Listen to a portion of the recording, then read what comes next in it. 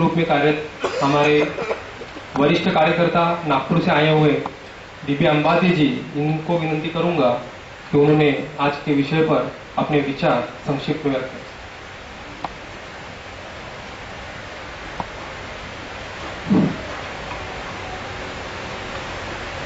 All India BAMCEF unification conference जो आज यहाँ डॉक्टर अंबेडकर भवन में आयोजित की गई है, इस संदर्भ में जो चर्चा सत्र जो है उसमें जो विषय डिजाइन किया गया है, ब्राह्मणी शासक वर्ग द्वारा मूल निवासी भारतीयों को सामूहिक नरसंहार और गुलामी का कहर केवल और केवल व्यवस्था परिवर्तन से ही रोका जा सकता है। इस विचारधारा को कायम रखते हुए बामसेफ तथा अन्य समविचारित सामाजिक संगठनों को अलग अलग गुटों को साथ मिलकर 2018 से पहले सक्षम राष्ट्रव्यापी आंदोलन निर्माण करना ही एकमात्र विकल्प है। एक गंभीर चर्चा। मंच पर उपस्थित हमारे बुजुर्ग मान सिंह जी, इतर साथी और अभी जो अपने जो चर्चा सुनी राम प्रसाद जी, इन्होंने 20 मिनट में इतने सारे विषय और इतनी सारी चर्चा की है कि मुझे डर है कि मुझे बोलने के लिए उन्होंने कुछ छोड़ा नहीं है। लेकिन आज का जो विषय है, इस विषय में मुख्य मुद्दा ऐसा है कि हमारी समस्या जो है व्यवस्था परिवर्तन, यह व्यवस्था परिवर्तन करने के लिए जो जो संगठन प्रयास कर रहे हैं, उन संगठनों का प्रयास क्या काफी है या उसमें और कुछ ऐड करना चाहिए, एडिशन होनी चाहिए। अब व्यवस्था परिवर्तन ये बामसेफ हमेशा बोलती है और जितने भी बामसेफ है वो सभी बामसेफ का उद्देश्य है कि व्यवस्था परिवर्तन। साथियों, व्यवस्था परिवर्तन हम जो बोलते हैं तो व्यवस्था कौन कौन सी होती है? व्यवस्था तो हम बोल देते हैं, लेकिन हमारे आगे जो बैठे हैं, जो कार्यकर्ता है, नेता लोग हैं, इनको कौन सी व्यवस्था अपेक्षित है? समाज में अलग अलग ढंग की विविध व्यवस्था से इंसान जुड़ा है। वो सामाजिक व्यवस्था है, राजकीय व्यवस्था है, आर्थिक व्यवस्था है, शैक्षणिक व्यवस्था है, जितनी सारी व्यवस्था है, ये सभी व्यवस्थाओं में परिवर्तन हम चाहते हैं। परिवर्तन हम क्यों चाहते हैं? क्योंकि इन सभी व्यवस्थाओं में हमारी हिस्सेदारी नकारी गई है। हमारी हिस्सेदारी से जुड़े हुए हक जो है हमारे, वो हक हमें मिले नहीं है। हमारे महापुरुषों ने उनके जीवन काल में हमारे हक के लिए लड़ाइयां लड़ी है, कई आंदोलन चलाए हैं और उस आंदोलन के कारण हमको कुछ हक मिले हैं। वो हक मिलने के कारण आज जो हम लोग यहाँ देख रहे हैं, आज हमारी परिस्थिति जो है उसमें थोड़ा बदलाव आया है। सामाजिक व्यवस्था में थोड़ा कुछ हमें मिला है, वो थोड़ा कुछ हमें मिला है और हमारे महापुरुषों ने हमारे से काफी अपेक्षा की है कि हमने आपको जो कुछ दिलाया है, क्या मिला हमको? सीधी सीधी बात अगर समझ में आई तो हमने जो रिसोर्सेज देख रहे हैं, आज हमारे पास में शिक्षा का हक नहीं था, हम शिक्षित हो सके। हमारे पास में अर्थार्जन नहीं कर सकते थे तो हमको थोड़ा अर्थव्यवस्था हमारी ठीक हो गई है, हमको पैसा मिला है। पैसा मिलने के कारण हम हमारे आने वाली पीढ़ियों को सुख सुविधा देने के लायक बन गए हैं। हमारे झुग्गी झोपड़ी में रहने वाले लोग बंगलों में, महलों में रहने लगे हैं।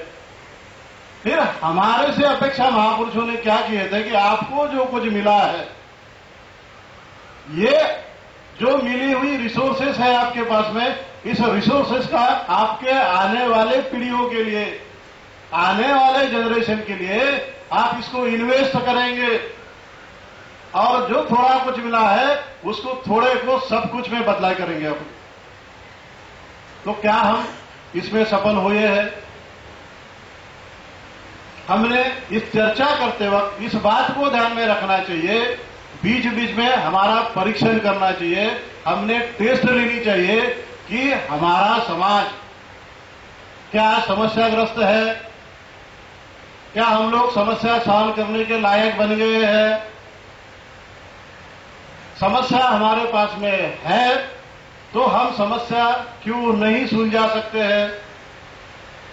क्या हमारे नेता, आज के बोल रहा हूं मैं, इतिहास में जो है वो नेताओं की बात नहीं करेंगे, आज जो नेता है, क्या आज के नेता हमारे समाज को दिशा देने में सक्षम है? जो नेता सक्षम है उनके पीछे कार्यकर्ता और तमाम जो हमारा समाज है इन्होंने जाना चाहिए। लेकिन हम परिस्थिति क्या बोलते हैं, वामसेप संगठन जो है ये दिशा देने का काम करता है, समाज को व्यवस्था परिवर्तन करके दिखा सकता है, लेकिन वामसेप को गुटों में विभाजित होते हुए जब देखते हैं हम लोग, मैं किसी पे टीका टिप्पणियां करने के लिए यहां नहीं आया हूं।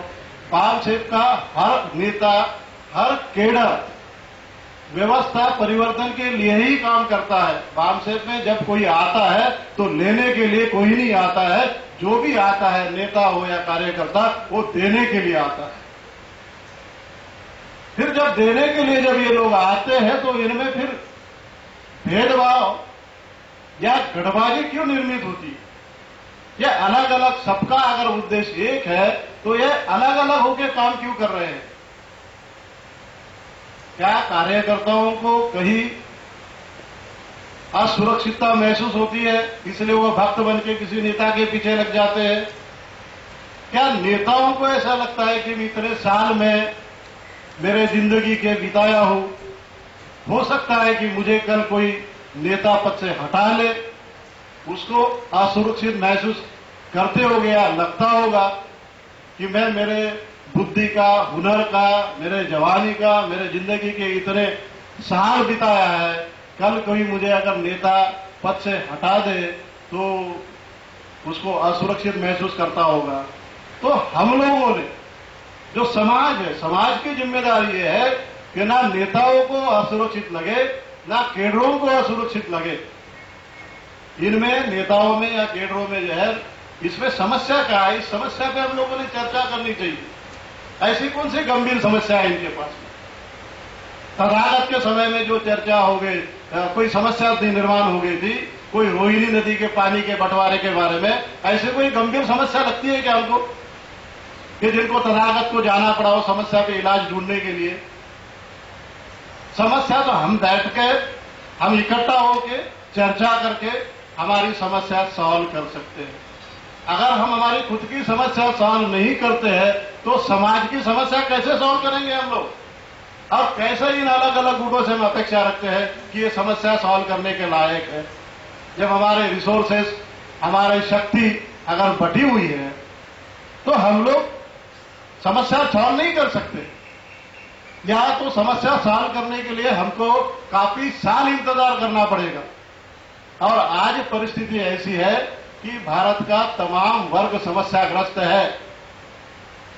एक छोटा सा नियम है कि जब जमीन बीज को उपजाने के लायक होती है तब वो उसकी फसल लेनी चाहिए।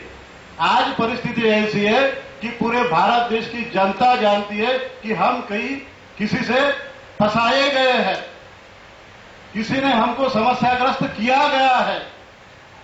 तो आज की परिस्थिति में इस लोगों को जो जानकारी देना हमारा काम है, सभी संगठनों को इकट्ठा आके अपनी शक्ति को जुटा के ये व्यवस्था परिवर्तन की लड़ाई लड़नी है। और आज हम अलग अलग होकर लड़ना चाहते हैं। उसका मकसद और कारण क्या है? कुछ भी कारण नहीं है, ना कोई समस्या है। एक तो होगा तो असुरक्षितता या अपने नाम के लिए। अगर आप मकसद के लिए लड़ना चाहते हैं, उद्देश्य के लिए लड़ना चाहते हैं, तो आप इकट्ठा आने में आपको कोई समस्या नहीं है।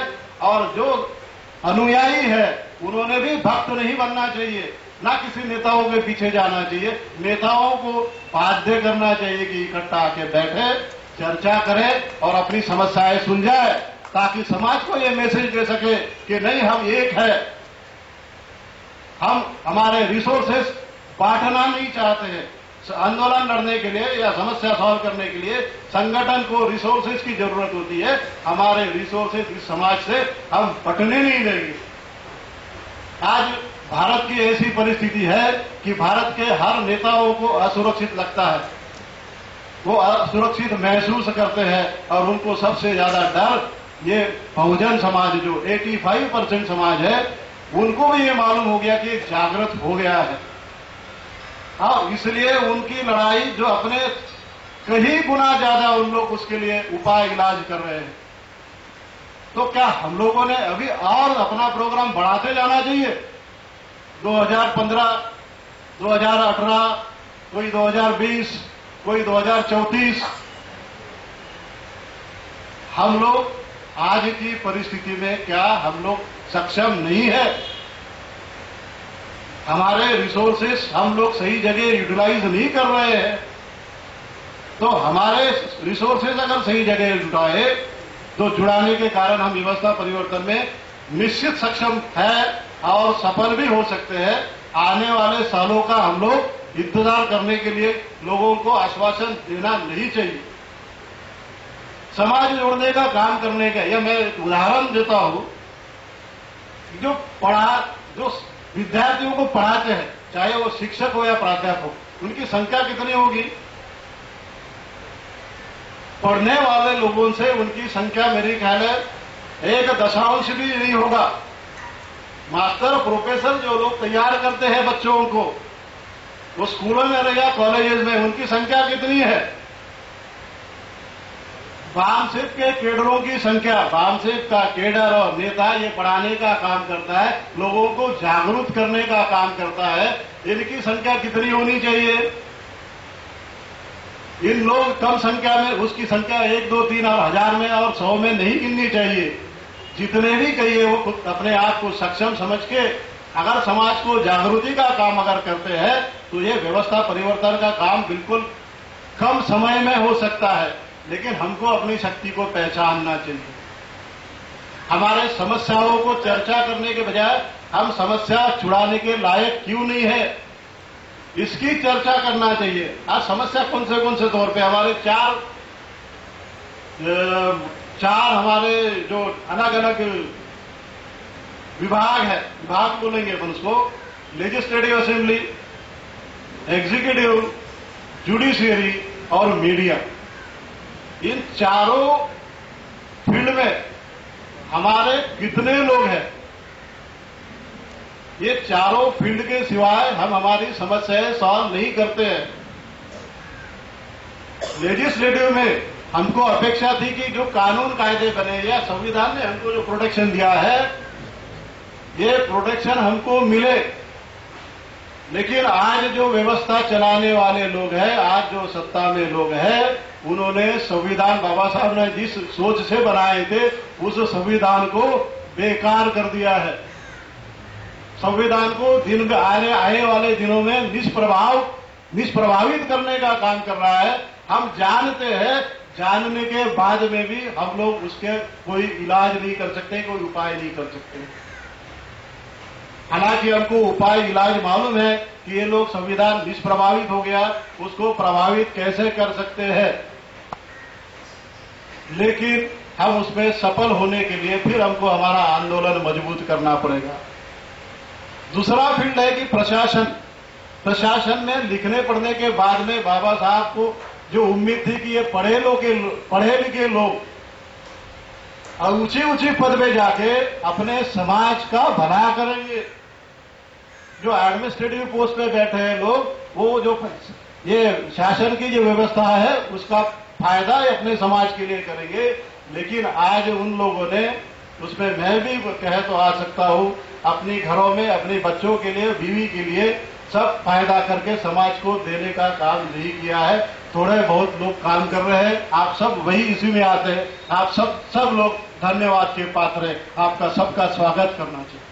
आज यहाँ बैठे हैं, हर जिम्मेदार व्यक्ति कुछ उम्मीद लेके आया है कि भाई यूनिफिकेशन के अच्छे कार्यक्रम में हम लोग अपना योगदान दें।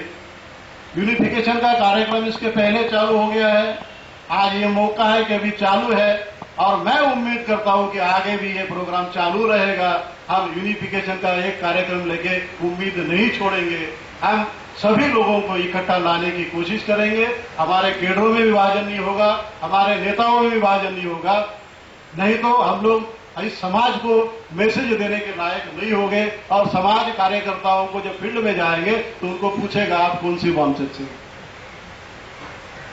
नेताओं को उतनी दिक्कतें नहीं आती है, फील्ड वर्कर जो होता है हमारा बेचारा, वो फील्ड वर्कर को काफी समस्याएं आती है।